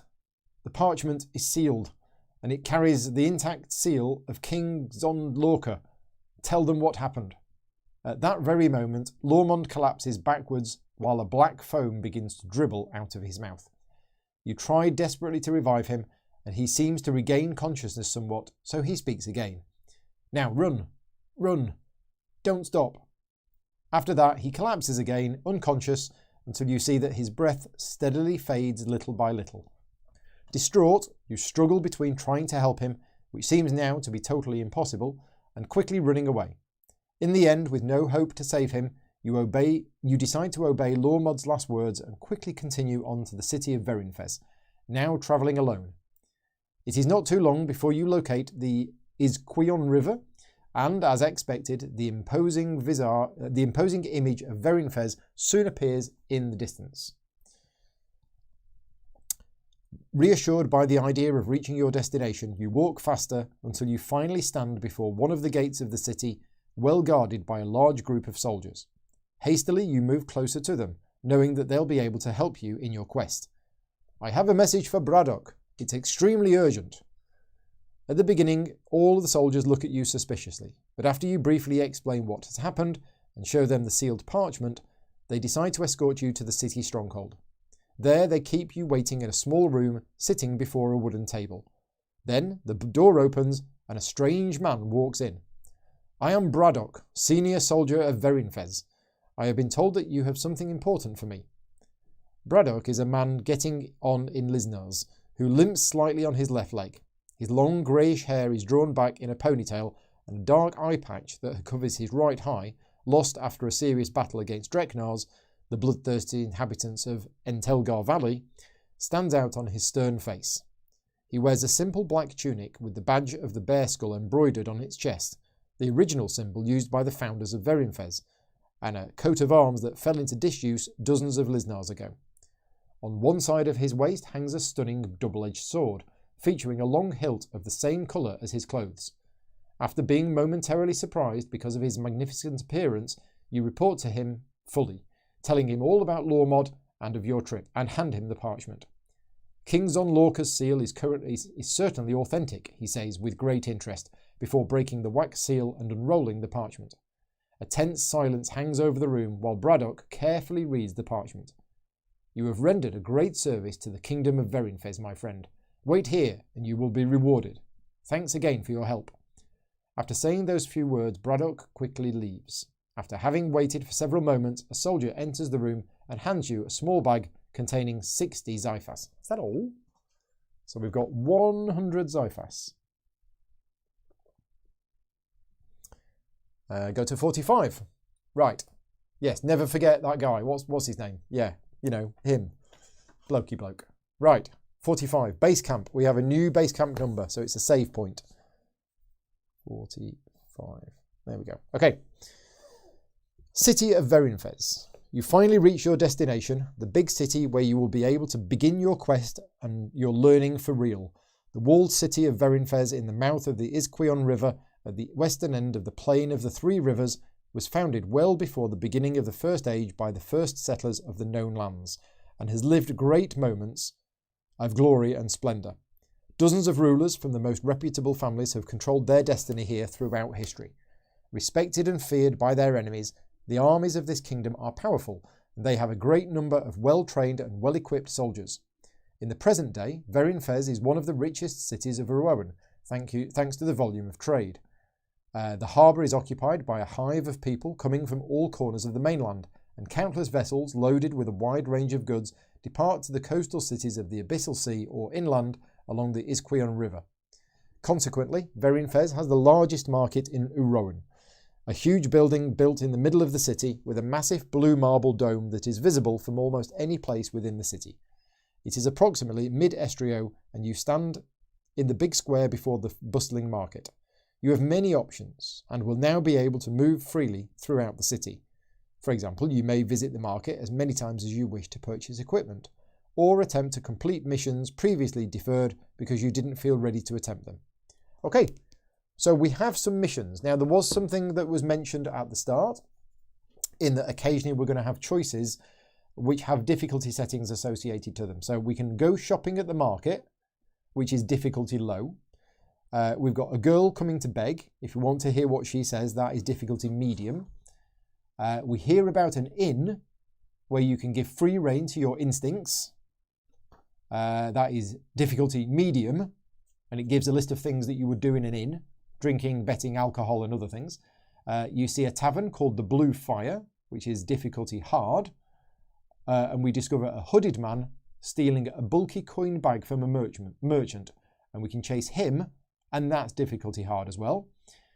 And we can hear a merchant offering a job as an escort to another city, but that's very hard. So remember that as you are in the city of Verinfes for the first time, you will be able to come back here during your adventures whenever you want to, section 45, provided that you are still in the surrounding area of the city. Okay, so 45 definitely looks like a key location. So we have 1, 2, 3, 4, 5, 6 options. But I think, because we're playing the game for the first time, we should go with one of the easy, with either a low or a difficulty medium option. So 3 options. First option, we can go shopping. If you want me to do that, put the word shopping. Second option, we got the girl that's come to beg. If you want me to do something there, put the word girl. And the third option, we hear about an inn where we can go and do naughty stuff. Well, gambling, betting, drinking, etc., etc. If you want me to do that, put the word inn. So shopping, girl, or inn. They are the 3 options. How are we doing for time? 25 past 2. Also, one reason for not doing these too long is that it's a lot of, I've been doing a lot of talking this weekend. A number of you in the chat have been with me all weekend in all of the different playthroughs that I've done. Some of you have just been here for this one. But yes, I've been doing a lot of live streaming over the last couple of days. So yeah, my throat is getting quite sore. And there'll be a bit more later today as well. So what have we got? We have shopping, shopping, shopping, shopping, shopping, in, shopping, and Primark. Yeah, I think shopping is the one that we're going with. The nice, easy one to start with. Oh dear, which page were we on? Here. So we are going to go shopping. 54, difficulty low.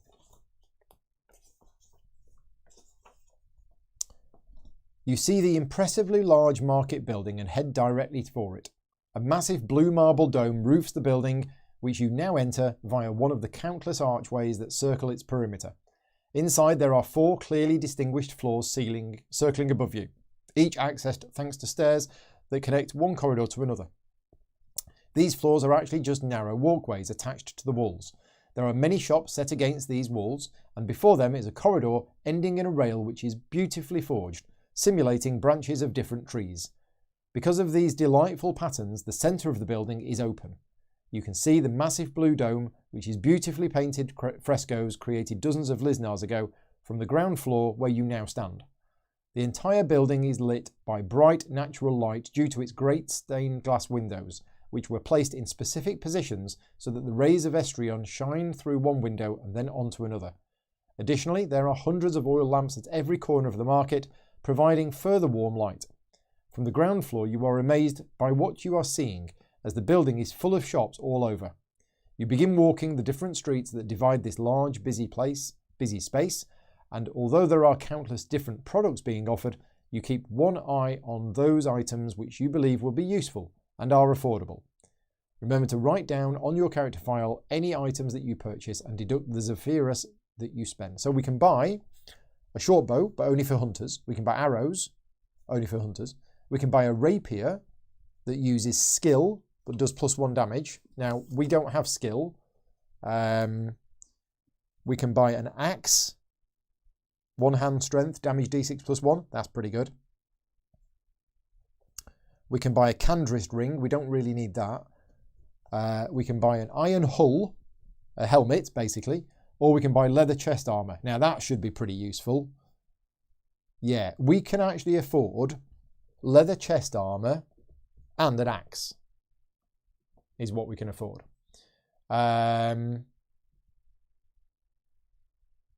Right. Okay, so other items. Chemical products only for alchemists. 5 Zephyras. Sorry, Xiphas. I keep calling it Zephira. That's a different thing entirely, isn't it? 5 Xiphas. With the components purchased, the alchemist will be able to make a healing potion that can heal d6 life points. Sorry, 2d6 for an alchemist. Use it in the usual way during combat. After winning an attack roll, instead of hurting your enemy, you can drink a potion. I'm going to buy a leather chest and an axe. That leaves me with 2 Xiphas. Because I've got 100. But armour, we have 2 points of armour as a chest guard. Okay. And this, it's a special item, so I'm going to write it down here. Doesn't count towards the 2 items. And weapon, we're going to have an axe.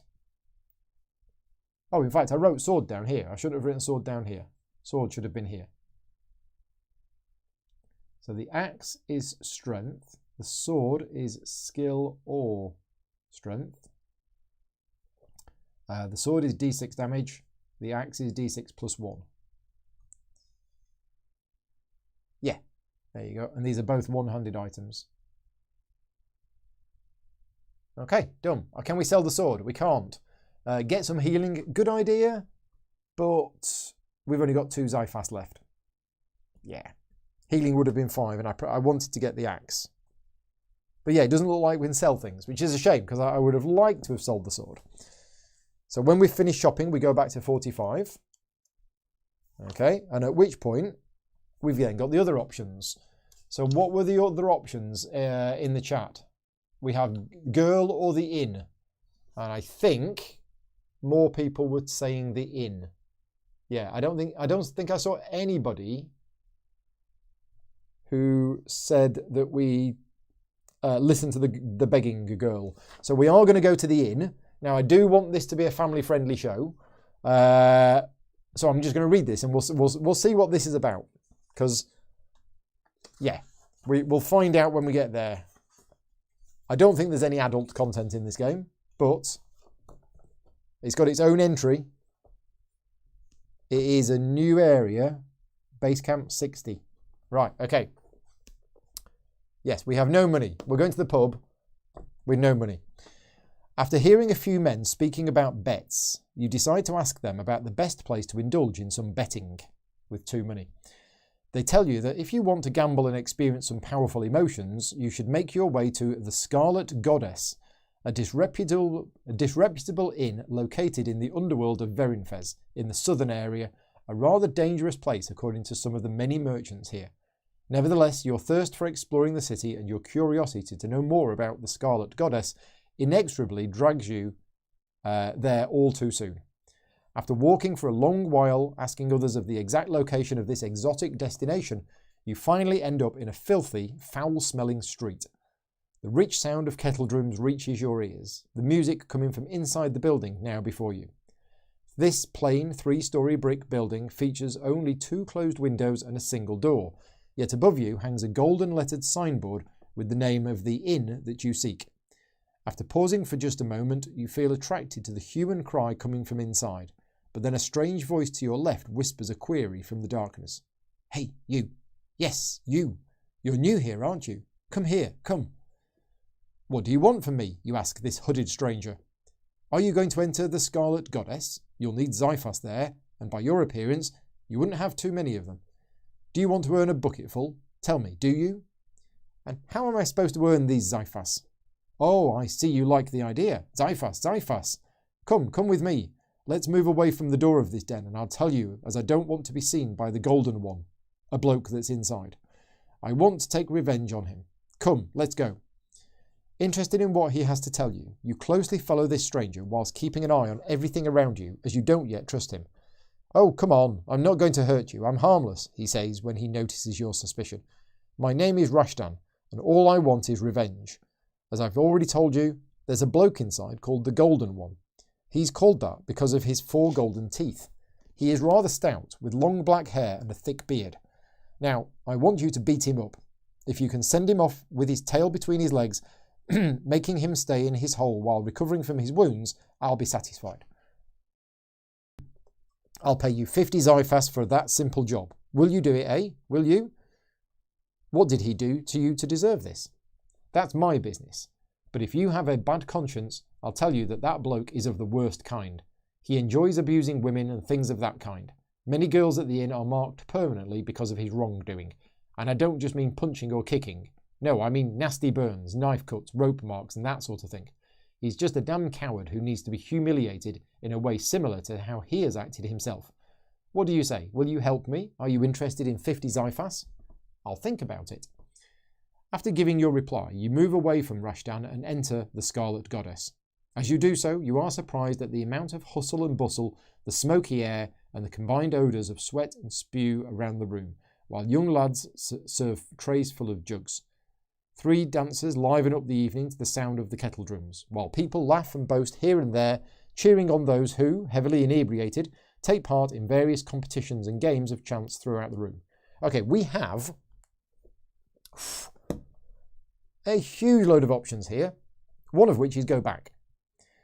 We can take part in a knife throwing competition. Now that sounds like skill. We don't have any skill. We can play dice. We could go up to a bedroom with a girl or boy, paying for their services. Let's leave that one. If you feel like taking part in a drinking contest, we can do that. We can head to the bar and have a drink and avoid troubles. Or in a corner, sitting with a table with 2 other men, you see a bloke who matches the Golden One's description. And we can fulfill Rashtan's assignment. So let me know in the chat what you think we should do. I don't think we should do the knife competition because I'm pretty sure that's probably going to be skill. We could play dice. We don't have much money though. We could speak to this bloke. We could go to the bar and have a drink, or we could take part in a drinking contest. Any thoughts in the chat on what we should do at the moment? Fireball the Golden One. Do they have dangerous darts? Yes. I remember that during the live stream we had to learn how to play a complete side game called Dangerous Darts in Too Many Bones. Yeah, that was a bit weird. So Neil is suggesting the Golden One. James is suggesting the Golden One, and Monica and Mark are saying the bloke. So yeah, let's do that then. Let's try and humiliate this guy and get 50 Xiphas, and then we can go back and buy the healing potions if we're still alive. So 119. Can't use fireball indoors. Deciding to meet the needs of Rashtan, you approach the table at which the Golden One is seated. Without thinking about it twice, so that you now don't decide to retreat, you say, "Is it really you? The bastard known to mistreat girls? I've been told that you need to be taught a lesson. Would a coward like you be able to fight someone his own size?" "His size?" says the big head, exclaims one of the Golden One's 2 companions, a broad smile in his face. "Lad, you'd best be to flee now if you don't want to see your bones crushed." "I already knew he was a coward," you add, looking at your objective. "Are you crazy?" the other companion asks you, but he is suddenly interrupted by the powerful voice of the Golden One. "Fine, leave him to me," your opponent says at that moment, now rising to stand and removing his cloak. Looking closely at his fine physical appearance, a lump quickly forms in your throat as you realise that Rashtan's description falls well short. Only the 4 golden teeth, his long black hair, and his thick beard are accurate. Otherwise, he's a real beast, far taller than you, and with arms as thick as your own legs. Intimidated by his unexpected power, the Golden One talks slowly in a resounding voice. He has a horrible cross-eyed look, and his loud breathing rises faster and faster. Flee now, little worm, he shouts, causing the room to suddenly go silent. You are a coward and a miserable man who mistreats women, you answer, mustering all of your courage so that you don't do exactly what he's just told you to do. You now stand in the middle of a circle formed by an eager audience, and as soon as you finish speaking, he grabs his weapon and, with a mighty, thrusting leap, pounces upon you. Get ready for the impending fight. At heart, the Golden One is just a coward. That's why, when he has 7 life points, he will flee without looking back. Okay, so we're going to get into our big fight. So he's using a club, which is a straight. So he's attacking at +1, and he's doing d6 damage. He's got 21 life, but he has a leather breastplate and leather armbands. So his chest, he's got 2 points of protection, and his arms, he's got 1 point of protection. When he rolls a 6 at any time, being an opposed attack roll or a damage roll, he instantly regains 1 life point. Oh, wow. Right, okay. There we go. Right, so we are on 119. We're going to have a fight. So he's at +1, I'm at +1. He's doing d6 damage. I'm doing d6 +1 damage. But he's got better armor than me. And if he ever rolls a 6, he heals. Okay, are we ready? We're ready for our next fight. This might be our last fight. We'll see. So that's a tie.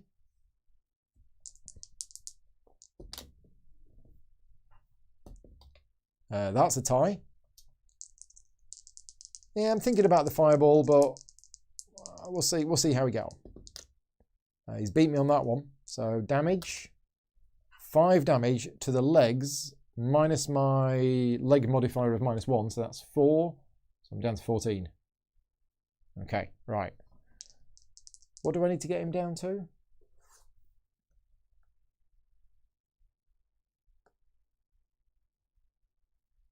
7. Once he's down to 7, he runs away.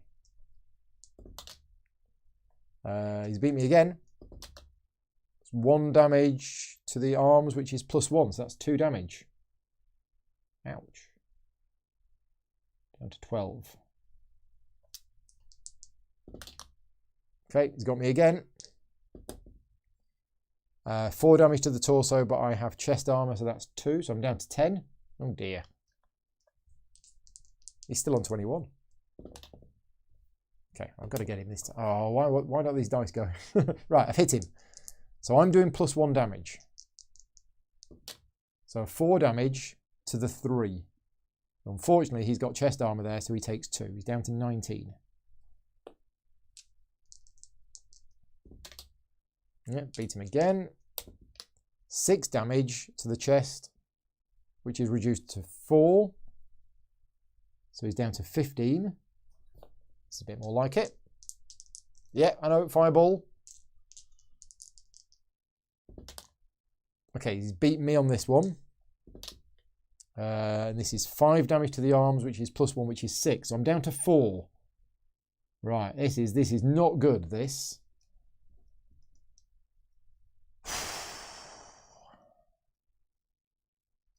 Do we do the fireball now?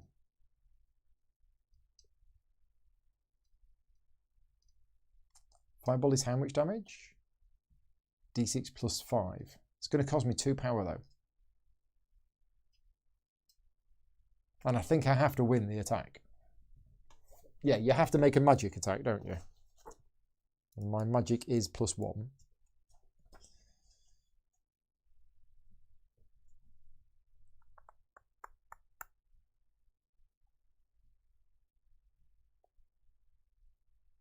Yeah.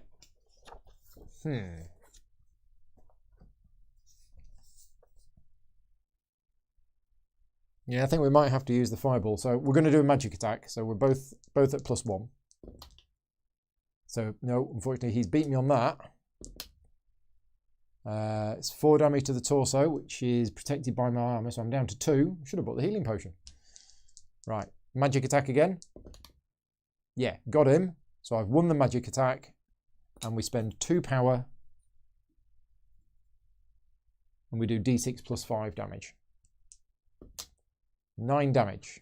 So he's down to 6. So we just survived. Whew. There you go. Thank you for the advice on using the fireball. Yeah, so we fireballed his face off. If you defeat your enemy. Although your enemy is a real beast, you have overcome this titan and defeated him. With a satisfied smile on your face, you now witness the Golden One running from the Scarlet Goddess, humiliated and seriously wounded. Before the astonished eyes of his companions who make way to let you pass, you quickly follow him outside. The crowd shouts with glee due to your bravery in the wonderful fight that they have just witnessed.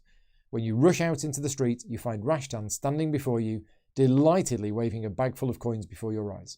Let that dog flee. He's already had enough punishment for today.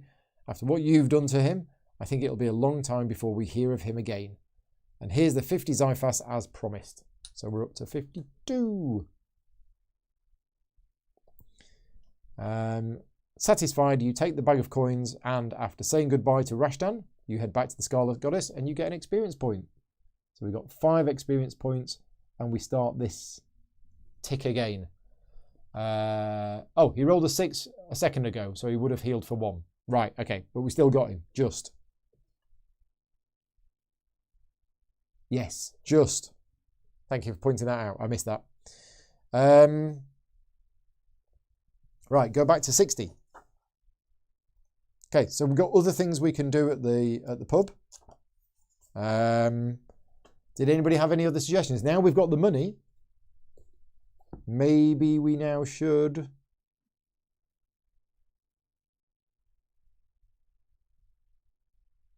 Yeah, so we can either play dice, but that's just gambling for more money. I don't know whether I want to do any of these. Anybody in the chat thinking what else I should do at the pub?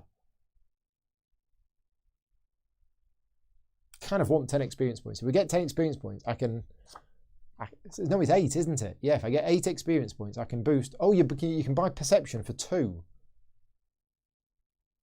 Maybe, no, I'm going to save up. Monica's saying I should drink. Right, I'm going to go to the drinking contest. 96. If this doesn't work out, it's all Monica's fault. Don't worry, I forgive you. 96. And it's 2:45, so yeah, we're not going to do too much more today. Letting out shrieks of laughter and shouts of joy, an enthusiastic crowd of onlookers cheers on both of the participants betting their Xiphas in a drinking competition. If you want to test your own resistance to alcohol, you'll have the chance to do so in the next round, as the hunt for further brave competitors is already in full swing. If you do decide to take your chance, you'll face a single opponent, each of you drinking wine jar after wine jar until one of you gives up. You can bet as many Xiphas as you want, up to the maximum amount of 30. Your opponent will bet the same amount as you, and the winner will take their opponent's Xiphas. So if you bet 30, you'll get 30 back plus 30 more. If you lose, say farewell to all of your money. For obvious reasons, you will only be able to take part in the competition once, as you'll hardly be able to stand once you've finished. The game is played as follows. You double your base life points, so that would be 40. Your opponent, having 21, starts with 42. Roll 2 dice, 1 for you, 1 for your opponent. This represents taking the first wine jar.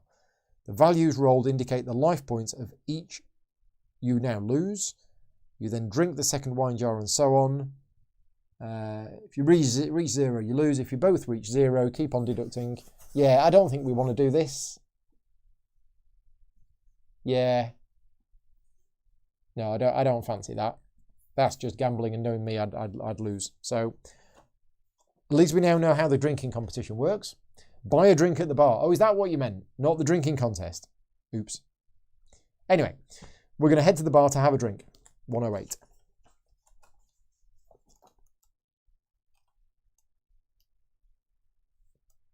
Okay. Somewhat tired from all of your exertions up until this point, you decide to relax at the bar. You make your way through the crowd and, after waiting for some time, are finally assisted by a scantily dressed young woman. So we can buy 6 different things. A homemade mark glass, a mead jar, wine or beer jar, roasted pork, roasted fish and bread. I don't know how many or which we should buy. There was a note earlier on to basically say just spend stuff to buy food because that's in keeping with the theme of the game. So I think I'm going to buy some roasted fish, trout. Once you have been served, you lean on the bar for a while, savouring the moment and enjoying a little peace after the many dangers you have had to face. Right then, a stranger approaches, a rough man with white hair who shouts at the waitress with a powerful voice. "Beer, here! Bring me a huge tankard and another one for my friend," he exclaims, pointing at you with his finger. When he sees the surprise on your face, as you are sure this time is the first time in your life that you have seen this man, he adds with a smile, "Come on, accept my invitation. I hate drinking alone. Only losers do that." And there's no reason to refuse. As there's no reason to refuse, you nod shyly and the stranger laughs out loud. "I can see that you are new here. It's a pleasure to find new faces in this den. My name's Dosa," he says, now firmly shaking your hand. Here are your beers," the waitress says, noisily placing the jars on the wooden bar. "Who's your new friend, Dosa? I've never seen him around here before." "In fact, I don't know his name yet. What's your name?" "Night Monkey."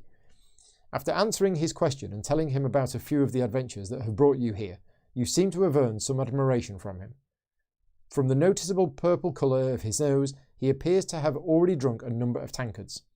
"I've been fighting in the war, way up north, near Fens, fighting against those damn Dreknars. Have you ever seen them? You feel like fleeing when you see them running up into battle. They are not wild men, real beasts eager for blood. I was lucky to escape with my life, but many comrades died on the battlefield. Many friends of mine lost their life there. Bring me another beer, woman," he shouts before downing the jar in his hands in one huge gulp. "I tell you, I wish that you'll never have to fight those Dreknars." Dosa now shuffles unsteadily on his feet, no doubt because of the alcohol he has consumed, and clumsily takes a couple of backward steps, falling against a fierce-looking man who subsequently spills his glass of wine over his clothes. "You git," the angered man exclaims, pushing Dosa off of him. "Look at what you've done, you filthy moron."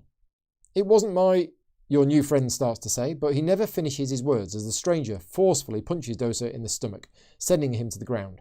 Somewhat stunned, Dosa tries to get up, but the stranger kicks him hard in the face. He falls again and blood begins to spill from a cut lip. Dizzy and short of air, Dosa reaches out, desperate for help, but nobody is willing to help him. Actually, the nearby patrons have taken a few steps back, not wanting to become involved, watching and waiting. Right, we have a choice here. So we can help this new guy. If you want me to do that, put the word help in the chat. Or if we don't want to involve ourselves and we'd rather get out of harm's way, put leave. So the two options are help or leave. And we're going to resolve this part of the story, and that's where we're then going to call it a day today. It's been fun, and remember, there is a contest. Even if you're not watching this live, if you are watching this anytime until next Sunday, which will be Sunday the 18th of April 2021, you can still enter the contest. The contest is going to run, it's going to be open until the 18th of April. So yeah, if you're not watching this live, but you're watching it on a rerun, you can still enter the contest, and I am going to put the link in the contest in the chat now. There you go. The link is in the chat. Okay, we have lots of people are saying we should help him. So let's help him. 79. I suspect we might be getting into another fight. 79. Unable to stand by and witness this violent attack, and no longer able to hold your tongue, you astonish everybody by raising your voice in protest. Leave him alone! Can't you see he's drunk? He's had enough. And who the hell are you? Shut up if you don't want to get your own share. I don't think you understood me, you reply. You're the one who didn't get me. Now I'm going to make you shut your mouth. Without saying another word, the stranger pounces on you with his fists poised to strike. Get ready for battle. As in any tavern fight, weapons are superfluous, as the only thing at stake here is the manliness of each opponent. In this fight, you won't be able to use weapons, nor spells, nor potions. But both of you will fight with bare fists, which means you do d6 minus 1 damage. In your case, you can choose to rely on strength, skill, or magic. Yeah, because we're going to use the Voldar ring. So my drunken opponent is he's fighting with a skill of 1, so that's the same as me. And he's doing d6 minus 1 damage, which is the same as me. And he's wearing a leather breastplate, which is 2 points of armor in areas 2, 3, and 4, which is the same as me. Okay, so it's exactly the same as me. I have those magic fists, yeah, but the magic fists are still d6 minus 1 damage. Special ability for both opponents. In this combat, both combatants can try to grab objects from the bar or nearby tables to strike their opponent with. Nice. Jars, bottles, a chair, etc. These objects will add extra damage, to your blow. You'll know if you or your opponent have managed to grab one of these objects when one of you roll for damage. If a 6 is rolled, an object has been used, so in that turn, and only that turn, the damage is automatically d6 plus 1. So if you roll a 6, you basically get 7. Okay, right, off we go then. So we're both fighting at plus 1 skill, and we're both doing d6 minus 1 damage. Oh, how many life points has he got? He's got 17. Wow, and I've got 20, so this is a fairly even fight. We may be here a while. Okay, so he's on 17 life, and he's got exactly the same armor as me. So off we go. Last fight of the day. That's the tie. We've had a lot of ties today. That's me. So, this is good. 6 damage. Minus 1 is 5, but I've hit him in the head, which is 8. So that's a brilliant start. He's down to 9. Yeah. Okay, next round. Got him again. Same again, please. Double 6. No, 1 damage in the 5. Which is actually 2 damage because I've hit him in the arms and he doesn't have armor in the arms. Armor in the arms. So he's down to 7. That's evens. That's evens. That's him. Right, what's he got? Done 4 damage to my arms, which is actually... Right, so I'm down to 15. So this is the final fight. My health is down to 15. I'm saying that specifically. Oh, I rolled a 6. Oh, thank you. Yes, I forgot that. That special rule straight away. I rolled a 6, so it was plus 1 damage. Yeah, instead of the minus 1, or...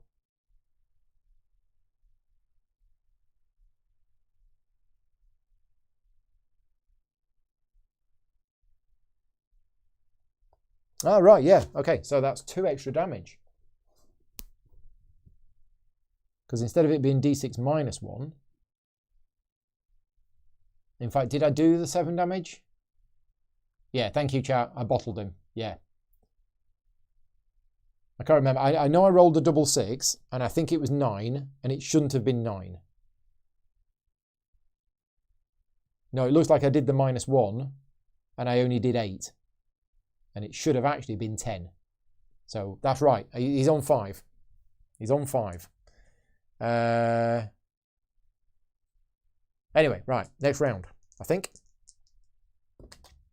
Yep, got him again just. Right, so. Yeah, I've done it again. Look at that, double 6. So I've smashed him in the head again with a bottle. 10 damage. There you go. So at the end of the last fight today, I am on 15 health. Just pointing that out. So yeah, we defeated him by basically smashing him in the head with 2 bottles because I was extremely lucky with my dice rolls. First time for everything. Right. Earning the admiration of the animated audience, you finally defeat your enemy with much enthusiastic applause and cheers from the crowd. Then, without delay, you help Dosa to his feet. He grabs your arm tightly. Thanks, dude. I'll never forget what you've done for me. Let me pay you for another beer, he adds, grinning shyly. So we get an experience point. So we're on 6, which means I get another dot there and another dot there. Okay. Go back to 60. So that's where we're going to end it today. We are in the pub. We are at location 60. We've beaten a few people up. We've got... How many experience points? There we go. We've got 6 experience points. Remember, we need 8 to increase one of these 3 attributes. We could increase the perception if we wanted to, but I'm saving up to increase one of those. And yeah, it's been good fun. So thank you for joining me. This is available. It is on Amazon. But as I say, I'm running the contest right now. So I would advise that if you really want it, go and buy it from Amazon. You can get it now. But if you can't wait, if you can wait, then if you've entered the contest, then I'll be doing the draw basically a week from now. And then, yeah, somebody's going to win it. And yeah, so thank you very much for David for sending it to me. He did mention in the chat earlier on that the novels, there's a trilogy of novels that he's written, and this game is set in that world. Those novels are only available in Spanish, unfortunately, but this, as you can see, is written in English. This was not a sponsored video in any way, only made possible through the support of the Patreon campaign. I went into this not knowing what the writing style was going to be. I didn't know how well it was going to be written. I didn't know how well it was going to be edited. I didn't know if we were going to come across any typos or really badly worded parts, but no, it was fine. No problems with that at all. Story was quite good, and it's also I definitely got the impression, as I mentioned earlier on, that there is a world here and there's information about this world. Scott is asking, have I done any on Kindle? I have not. I haven't. I don't own a Kindle, so I haven't done any of those. I do have a whole bunch of the other Steve Jackson and Ian Livingstone Fighting Fantasy game books, and I am planning to do another one of those at some point in the summer. It's my birthday in July, and at some point around July, I'm going to be getting another one of those game books. My Patreon supporters will vote on which of those that I'm going to be playing through, but that will be coming later. But for this, I'm not going to be doing a whole playthrough series where I play through this entire book. Because this is a relatively recent book, and that would obviously spoil it. So this is the only content that I'm going to do for this. I do want to play through this myself because I've been enjoying it, and I want to see where Night Monkey, the Dwarf Alchemist, ends up on his journeys. But I won't be doing any other streams of it because I don't want to spoil it for everybody else. We're all done. So yes, that's everything for today. I'm going to take a break now, and I'm going to get some lunch, and then I will be back in 1 hour's time for a live playthrough of Trails of Tucana, which you can play along at home. So yeah, if you want to play along with me in an hour's time, I'm going to be playing a roll and write game where basically I'll be running the game and you can play along at home and we'll compare scores afterwards. That's everything. So yeah, thanks very much for watching. Take care, and I'll see you next time.